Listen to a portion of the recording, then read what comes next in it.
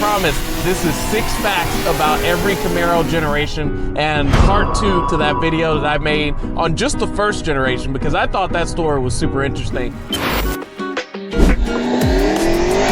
Alright, so we're back in the car today. Let's dive into 6 facts of every generation of Camaro and let me know if there's anything that you guys hadn't heard of before. Leave some comments because I would love to get the conversation going.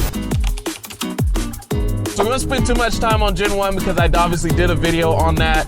Unlike the Corvette, a lot of the names that the trim levels that we know of Camaro nowadays were present in that first generation. You had the Z28, they had an RS visual package, an SS visual package, and then ultimately you compare that with the Z28 package, or I believe actually there was a Z01 during that time as well. With Corvette, you know, some of those things were added on over time, but Camaro really from the start really had a lot of the monikers, the trim levels, whatever you like to call them.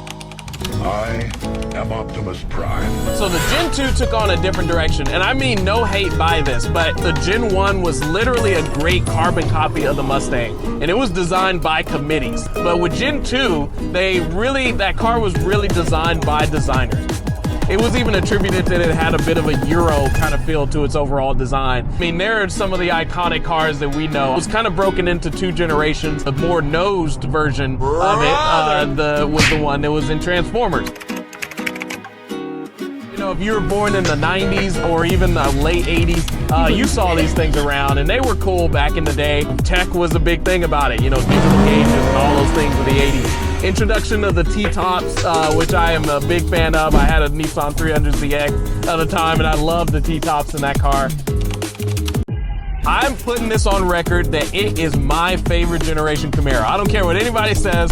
I grew up with that car. I grew up with pictures of that car on my wall as a kid. I never realized just the similarities of it to the IROC Z or the 3rd gen as in terms of just kind of headlight design. It was really just a more swooped and sleek version of that when I really look at things. You have a ride? Everybody knows this car. This was, again, one of the most iconic comebacks I think there's been in the car industry. You really adopted the dark. I was born in it. At that time, still a concept Camaro was just the coolest thing to see. You can say whatever you want about GM product placement in the Transformers series overall, but they really did a great job at bringing that car to light again.